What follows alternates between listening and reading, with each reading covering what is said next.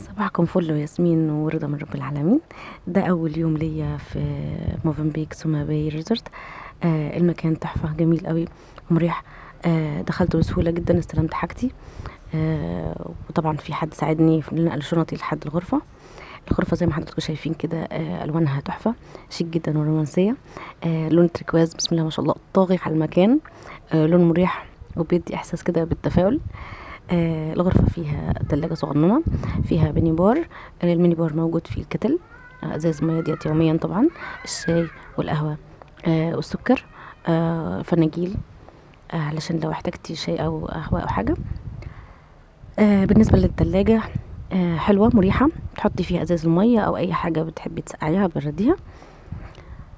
انا صراحة ما بجيبش حاجة جوه الغرفة لان الاكل طول الوقت متاح في الريستورانت او في المطاعم. كل غرفة بيكون فيها شاشة متصلة طبعا بقنوات فضائية. مش بتحتاجوها برضو لان ما شاء الله نظام الفندق مسلي جدا.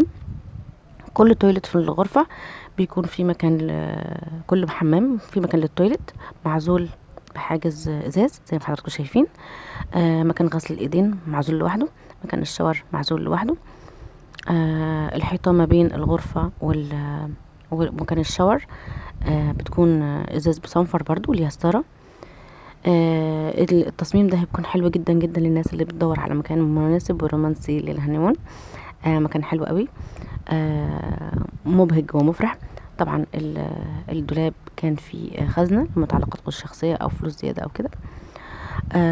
بالنسبة بقى للإطلالة بتاعة ال ال ال البلكونة او المكان المفتوح، بيكون يا اما كرسيين حلوين كده وترابيزة، يا اما مكان ظهر الفندق، وده مكان حلو جدا ويعتبر ممشى او مكان للناس اللي بتجري الصبح بدري قبل ما الشمس تسخن الدنيا، او بيكون اطلالة على البولز او حمامات السباحة. بالنسبة بقى لمكان الشاطئ بيكون فيه طول الوقت مشروبات شكلها حلو جدا وطعمها حلو. انتوا بتطلبوا حاجتكم وبتجيلكم لحد عندكم. بس للناس اللي عايزة حاجة سخنة تقدر تشرب قهوة او اي حاجة دافية، شاي كمان. حاجة الساقعة متوفرة طول الوقت. دلوقتي هنروح نعمل زيارة للأكوا بارك.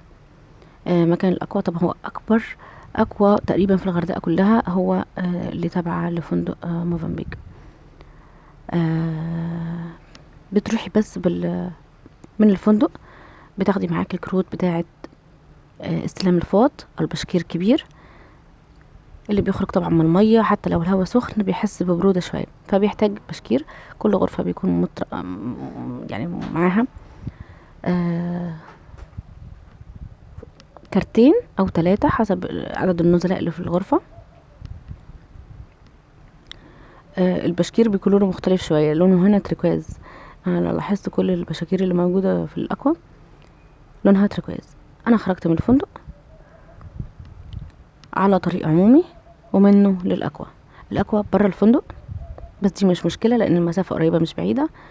وكده كده هناك في لو حد جاع او حاجة هيلاقي ريستورانت او مطعم في حاجات خفيفة، وهوريكوا برضو تقدري تطلبي منها ايه. ده بول كبير جدا للناس اللي بتحب تلعب العاب مائية او حاجة بعيد عن فترة شغل الاكوا، لان الاكوا بتكون شغالة من الساعة 11 صباحا لحد الساعة 1، وبعدين ريست من 1 لحد الساعة 3، وبترجع تشتغل تاني لحد الساعة 5. يبقى من 11 ل1 ومن 3 ل5 الاكوا شغالة. الفترة اللي في النص بامكانكم تستخدموا البول الكبير ده، وفي كور وفي حاجات كتير.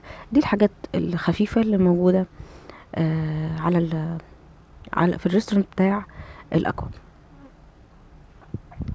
بيتزا فرنش فرايز، في كبدة كانت معمولة برضو حلوة، في فاكهة كده يعني. بيبسي طبعا او مشروبات سخنة او ساقعة كلها متوفرة طول الوقت. بس من الساعة 5 بتبدأ الاكوا تشتغل. الاكوا ارتفاعها عالي جدا والله يا جماعة، عالي قوي. هنطلع نصور دلوقتي. المكان مريح. في اكوا للاطفال وفي اكوا للكبار وفي اكوا صغنونه قوي بقى لان حسيت انها للمواليد. هوريها لكم برضو. الاكوا بارك بتاعه الاطفال، مش عنيفه طبعا زي بتاعه الكبار. هطلع اوريكم بتاعه الكبار برضو من فوق. دي يعني مدخل الميه بتاعتها زي الشط كده، تمشي بشويش تلاقي نفسك دخلتي جوه الميه. اللي معاهم اطفال دي هتكون مناسبه جدا. المظلات كتير، شезлونج هناك كتير جدا. ما فيش حد مش هيلاقي مكان.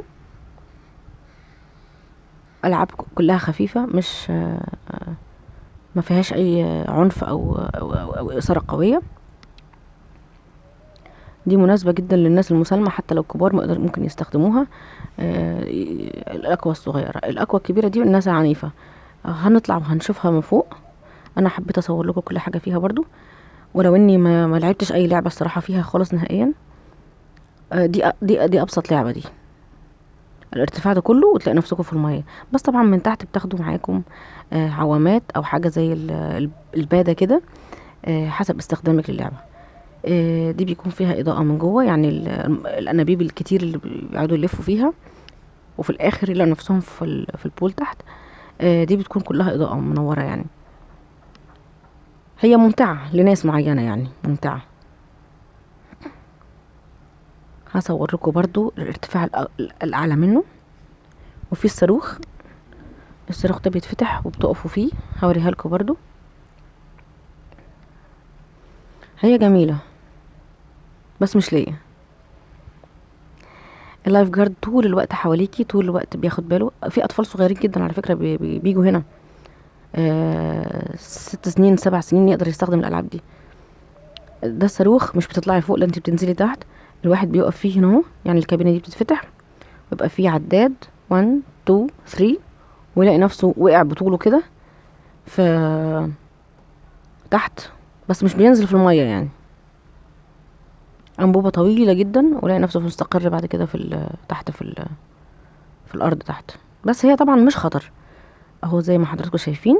دي البادة، اطفال صغننين جدا بيركبوها عادي على ارتفاعات عالية. هي ممكن تكون مسألة تعود، يعني انا مش عارفة. اجمل حاجة ان طول الوقت حواليكي ناس بتساعد ولادك ان هم يستمتعوا. يلا بالسلامة، يلا بالسلامة. اكيد هم مستمتعين يعني. بصوا بصوا انا عايزه اوريكم ايه. لو اخدتي بالك هتلاقي اضاءة جوه، في ارتفاع تاني. دي برضو منورة من بعيد خالص، هتلاقي فيه نور، بحيث ان اللي يلف ما يبقاش قاعد متضايق يعني، لا الدنيا منورة حواليه. ده على ارتفاع، ده اعلى ارتفاع. دي عوامة، كان في من شوية حد جايب بيضة صغيرة كده بيتزحلق عليها علشان جسمه ما يحتكش بالانابيب.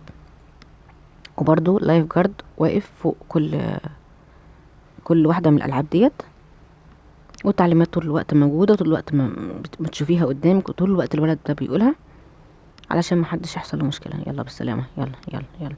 ده هينزل من الانبوبة الطويلة ديت، ينزل هناك في البتاع اللي بعيد قوي دي، وفي الاخر يستقر تحت في الارض.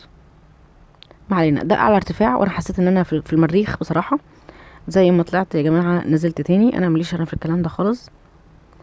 فوق مع الجبال، هنا كده مع الجبال.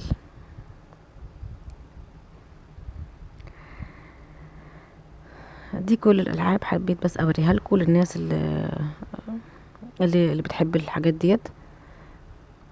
انا اغلب وقتي الحقيقة قضيته في الاكوا بتاعت الاطفال. خليكم معايا.